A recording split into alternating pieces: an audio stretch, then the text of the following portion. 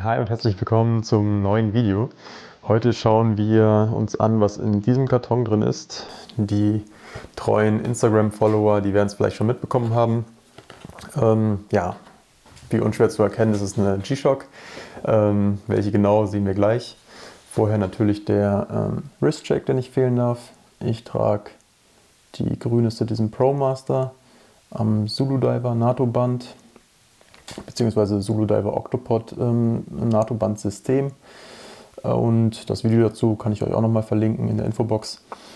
Bin nach wie vor sehr zufrieden mit dem System, wirklich cool. Und genau, jetzt soll es aber um die G-Shock gehen. Wir starten ins Video, viel Spaß damit. So, herzlich willkommen zum Video bzw. der Vorstellung der Casio G-Shock GAB2 100C 9AER. Wieder eine sehr ausgefallene Modellbezeichnung, die Casio sich da einfallen lassen hat. Und ich würde sagen, wir schauen als erstes in den Inhalt der Box. Diejenigen, die schon mal eine Casio ausgepackt haben, denen wird dieser Karton bekannt vorkommen.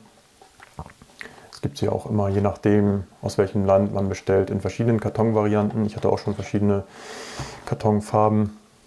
Neben dem Karton kommt hier die Bedienungsanleitung mit und eine, ja, wie ich finde, sehr schön gestempelte, beziehungsweise es ist schön, dass der Stempel drauf ist auf der Garantiekarte.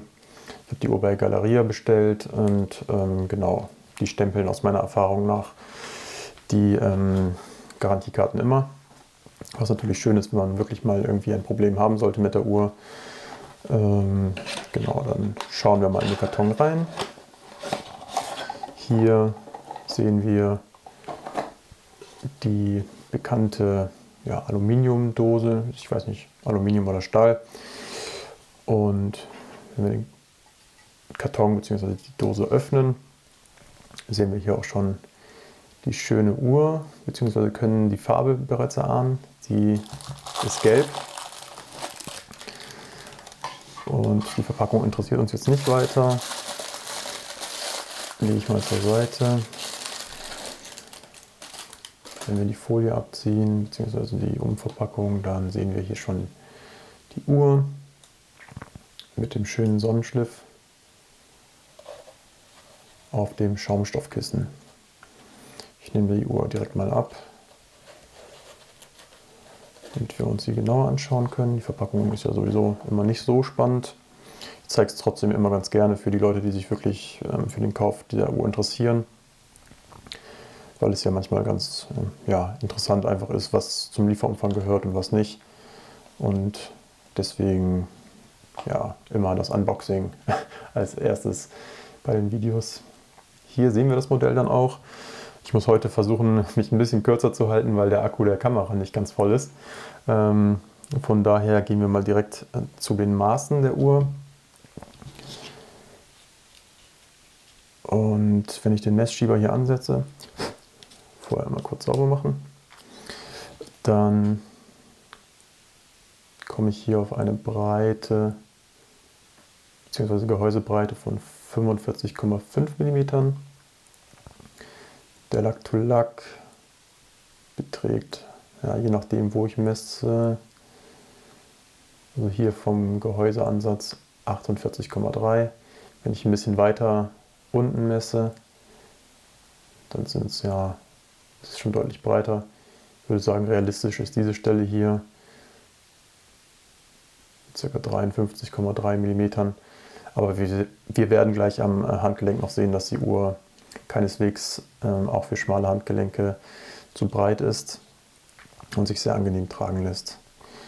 Die Gehäusehöhe beträgt schmale 11,5 mm, was für eine G-Shock wirklich sehr wenig ist. Und ja, so viel zu den Maßen erstmal. Das Armband können wir vielleicht nochmal messen in der Breite. Hier hat es 19 mm an der schmalsten Stelle. Und hier sind es 18,7, also vielleicht sollen es 19 sein, ist eine kleine Messtoleranz dabei. Nichtsdestotrotz schauen wir uns einmal das Gehäuse genauer an und hier fällt auf, dass das Ziffernblatt schönen Sonnenschliff hat, wie ich finde. Was ich nicht ganz verstehen kann, ich weiß nicht, ob man es auf der Kamera sehen kann, ist, dass dieser Sonnenschliff nicht bis ganz an den Gehäuserand geht, sondern quasi nur so einen inneren Kreis, im inneren Kreis zu sehen ist auf dem Ziffernblatt.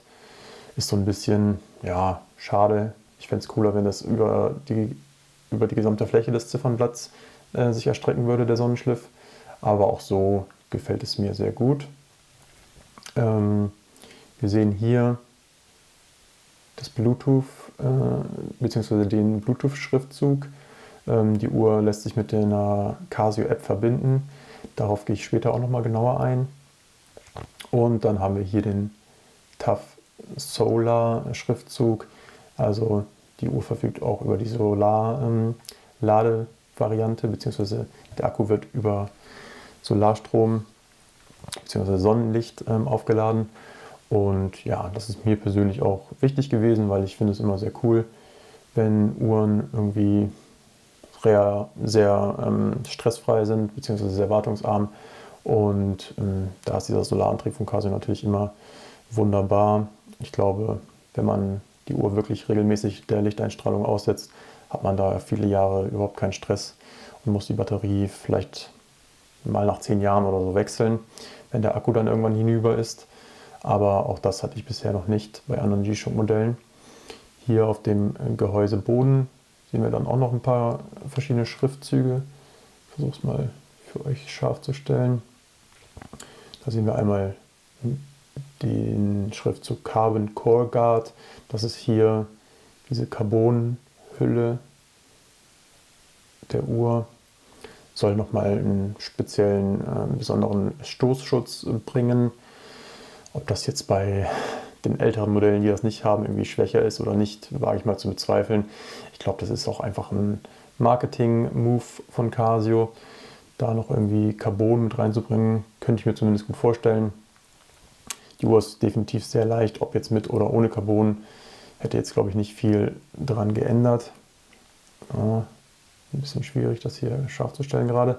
Dann sehen wir noch den Aufdruck 200, der sagt, dass die Uhr 200 Meter wasserdicht ist. Die Modellnummer, genau, und sonst keine besonders spannenden Angaben auf dem Gehäuseboden.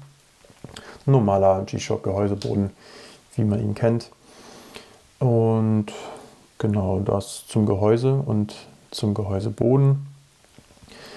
Beim Armband habe ich im Vorfeld gelesen, dass sich einige Leute beschwert haben, dass dieses Spaltmaß hier ein bisschen groß sein soll bei den Modellen.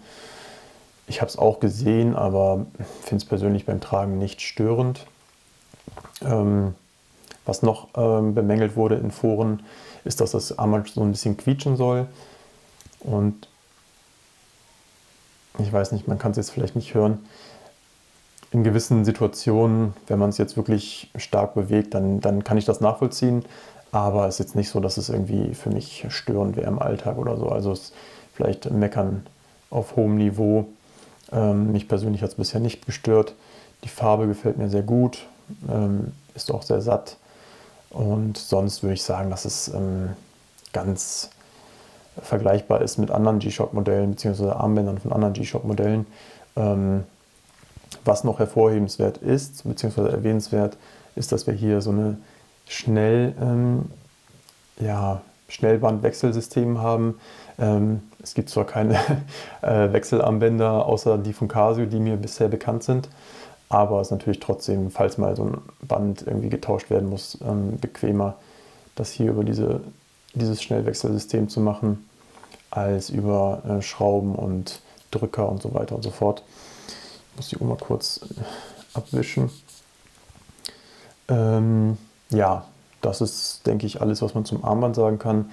Die Feststellung der Schließe hier ist in schwarz gehalten und die Schließe auch. Ich war mir zuerst nicht ganz sicher, ob es auch Stahl oder Alu ist. Ich weiß nicht genau aus welchem Metall, aber es ist auf jeden Fall auch aus Metall, sowohl die Dornschließe als auch die Schließe drumherum.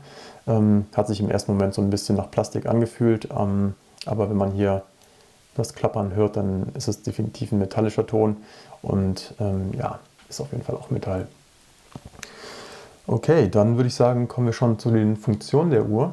Einmal im Schnelldurchlauf haben wir hier im Hauptmenü die Möglichkeit, das Digitalfeld der ja, Zeitanzeige zu verstellen. Hier in dem Modus sehen wir das Datum. Also ich spreche jetzt hier von der Anzeige, der zweiten Zeile hier quasi. Ich hoffe, man kann das auf der Kamera sehen. Die Lichtverhältnisse sind ein bisschen schwierig. Hier haben wir jedenfalls jetzt das Datum. Das kann man auch verstellen, je nachdem, wie man es lieber haben möchte, ob zuerst Monat oder Tag. Ich habe jetzt hier zuerst Tag und dann den Monat, so wie es in Europa üblich ist. Aber in Amerika ist es ja quasi umgekehrt. Kann man dann entweder hier oder über die App verstellen, auf die ich später noch eingehen werde. Ein weiterer Druck bringt uns dann zum Wochentag. Jetzt SON für Sonntag in dem Fall. Auch da kann man die verschiedenen Ländereinstellungen noch anpassen in der App. Also die Wochentagssprache. Wenn ich nochmal drauf drücke, wird mir dann hier die Digitalzeit angezeigt. Jetzt quasi habe ich die Anzeige doppelt, einmal digital und einmal analog, die Uhrzeit. Und wenn ich nochmal drauf drücke, komme ich hier auf einen REM-Modus. Da habe ich noch nicht genau verstanden, wie das funktioniert. Da kann man quasi in der App, wenn ich es richtig verstanden habe, Erinnerungen wie zum Beispiel die Geburtstage einstellen. Und dann blinkt hier unten, gibt es ja auch noch so ein Feld für REM. Wenn da wirklich so ein Tag ist, blinkt das dann wohl auf. Nutze ich jetzt persönlich nicht, von daher ist es für mich nicht spannend. Wenn ich dann auf den Mode-Knopf drücke, dann komme ich hier in den Weltzeitmodus. Da habe ich mir New York als Zeit angezeigt, beziehungsweise Zeitzone festgelegt. Und genau, dann sehen wir hier unten quasi die Ortszeit von New York. Das ist jetzt in dem Fall hier 6:52 Uhr. Und wenn ich nochmal auf den Mode-Knopf drücke, komme ich zur Stoppuhr. Wie fast jeder andere G-Shock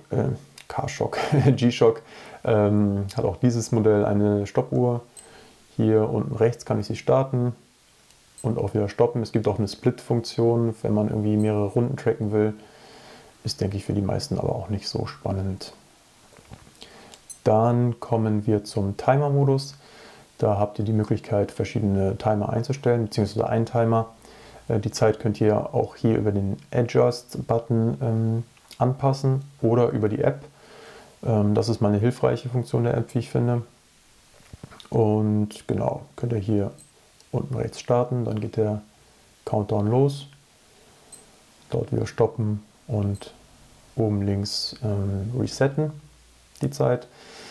Und dann sehen wir hier noch den Alarmmodus. Da habt ihr die Möglichkeit, bis zu 5 Tagesalarme einzustellen. Nutze ich persönlich auch nicht. Also ich denke, die wenigsten werden sich von einer G-Shock wecken lassen. Aber ja, ist ein nettes Gimmick und wer weiß, vielleicht nutzt es der ein oder andere ja.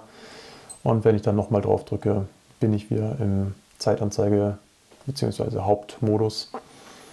Und genau, das sind so die wichtigsten Funktionen. Dann würde ich sagen, verbinden wir die Uhr einmal mit dem Smartphone. Und um euch das zu zeigen, muss ich mal kurz mein Handy holen.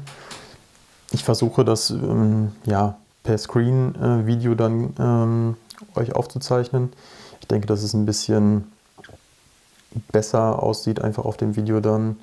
Muss ich nur mal kurz hier die Bildschirmaufnahme starten, damit ich das habe. Ich werde es dann versuchen, rechts im Bild jetzt einzublenden, was ich da genau mache. Und zwar öffne ich jetzt erstmal die Casio-App. Gehe jetzt hier nochmal raus kurz. Ich habe die Uhr quasi schon einmal verbunden. Das seht ihr hier. Jetzt muss ich sie noch koppeln. Und jetzt sagt mir die App auch schon, was ich dafür tun muss. Nämlich einmal hier unten den Mode-Knopf für längere Zeit drücken. Das mache ich jetzt auch mal. Ups, einmal gegen die Kamera gekommen. Und jetzt sucht die Uhr das Handy und sollte sich gleich damit verbinden.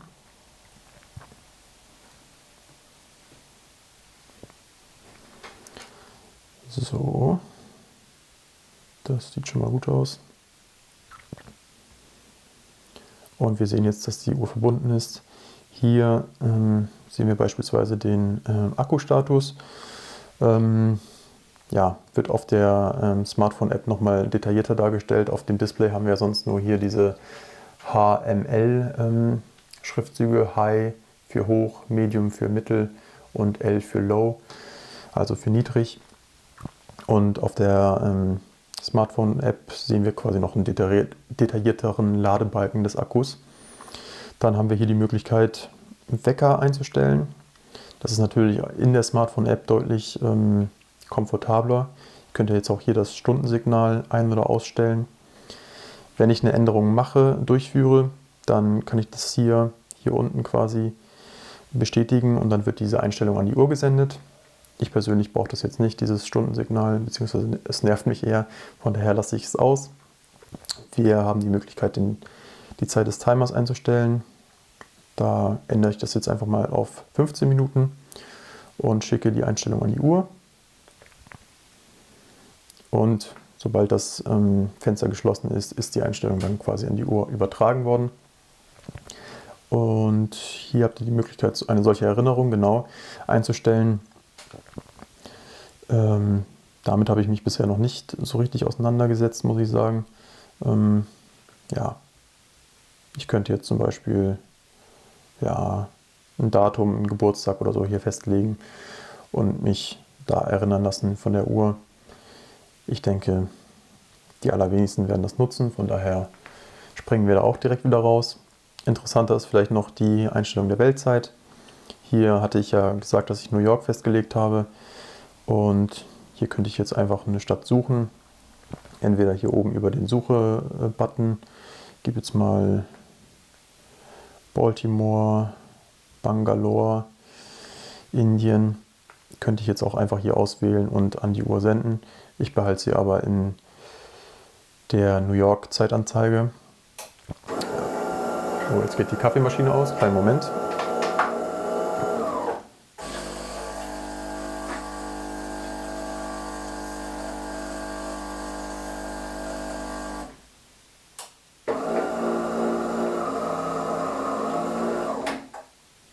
So, Kaffeemaschine hat sich ausgeschaltet. Sorry, habe ich vergessen. Hier kommen wir zur Zeitsynchronisation. Dort können wir einstellen, ja, dass sich die Uhr quasi regelmäßig vom Handy die Zeitsynchronisation holt, beziehungsweise die Zeit synchronisiert wird. Und das ersetzt quasi die fehlende, beziehungsweise den fehlenden Funksignalempfang. Was ich persönlich ein bisschen schade finde, weil ich hätte mir einfach ein normales Funksignalmodul in der Uhr gewünscht. Das haben wir aber leider nicht bei dem Modell. Letztendlich ist die Uhrzeit, ich habe es verglichen mit der anderen Casio Funkuhr, wenn man sie mit dem Handy synchronisiert, quasi exakt gleich. Also dadurch, dass die Handyzeit ja auch mit dem Internet synchronisiert wird, ist die Uhrzeit dann quasi wie mit dem Funksignal abgeglichen. Allerdings ist es ein bisschen umständlicher und man braucht halt die Handy-App dafür. Ne? Da habe ich natürlich die automatische Synchronisation eingestellt, damit sich die Uhr quasi, ich weiß gar nicht wie oft, mehrmals täglich oder einmal täglich die Uhrzeit vom Handy holt und damit man da immer die aktuellste Uhrzeit hat. Unter manuelle Zeigeranpassung habt ihr dann die Möglichkeit, die Zeiger, wenn sie zum Beispiel durch Magnetismus oder so oder durch einen Schlag oder Ruckeln, falls sich die Zeiger dadurch verstellt haben, könnt ihr sie nochmal manuell einstellen. Würde ich jetzt persönlich nicht machen, wenn es nicht wirklich erforderlich ist. Aber natürlich schön, dass man die Möglichkeit hat, da solche Fehler auszugleichen durch diese manuelle Einstellung. Dann habt ihr noch die Möglichkeit, einen Phone Finder zu nutzen. Da weiß ich allerdings nicht genau, wie man den an der Uhr auslöst. Also an sich finde ich das eine praktische Funktion. Ich weiß jetzt allerdings nicht genau, welchen Knopf man da drücken muss. Falls ihr da irgendwie Infos habt, könnt ihr es mich gerne mal wissen lassen. Würde mich interessieren. Ich habe das jetzt irgendwie nicht rausfinden können. wie das bei dem Modell funktioniert. Bisher zumindest. Muss ich mich nochmal schlau machen. Ja, aber an sich natürlich ganz praktisch, falls man mal sein Handy sucht und gerade nicht findet, da einen Knopf zu drücken und dann ertönt ein Signal auf dem Handy, damit man es finden kann. Dann habt ihr hier noch weitere Einstellungsmöglichkeiten. Ihr habt zum Beispiel die Möglichkeit, den Tastenton einzustellen, die Beleuchtungsdauer, die hatte ich von 1,5 Sekunden auf 3 Sekunden erhöht. Ihr habt die Möglichkeit, genau hier die 24-Stunden-Anzeige einzustellen für das Digitaldisplay. Die Reihenfolge des Datums, die hatte ich ja geändert von Monat Tag auf Tag Monat. Dann die Sprache des Wochentags, was ich auch sehr cool finde, dass es die Möglichkeit dazu gibt. Dann habt ihr hier noch die Möglichkeit, quasi standardmäßig die Weltzeit anzuzeigen im Hauptmenü, was ich jetzt persönlich nicht brauche. Und genau, hier habt ihr noch die Möglichkeit, die Verbindungszeit der App mit der Uhr einzustellen, beziehungsweise wann die App sich wieder automatisch entkoppeln soll von der Uhr. Genau, und ich denke, das sind so die spannendsten Funktionen gewesen.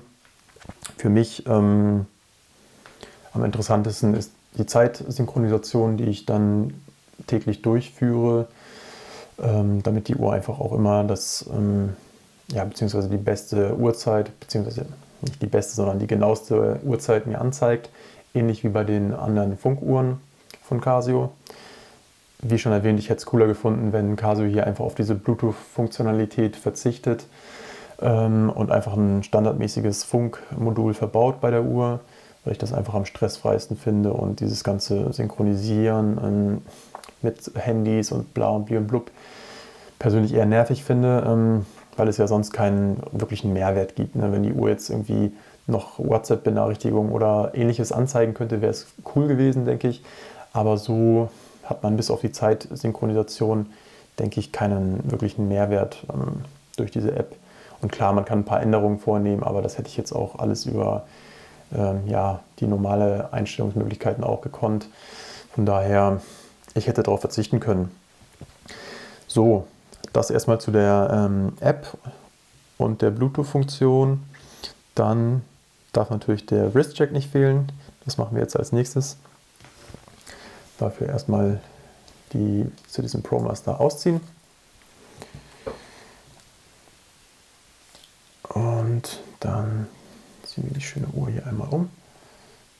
Ich muss es leider wieder außerhalb des Kamerasichtsfelds machen, weil der Platz hier ein bisschen begrenzt ist. So. Einmal den Fingerabdruck hier noch vom Display wischen.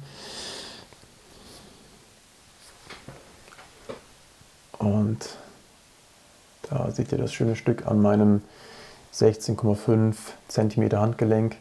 Jetzt, wo es wärmer wird, geht der Handgelenksumfang eher so in Richtung 17 cm, also zwischen 16,5 und 17 cm.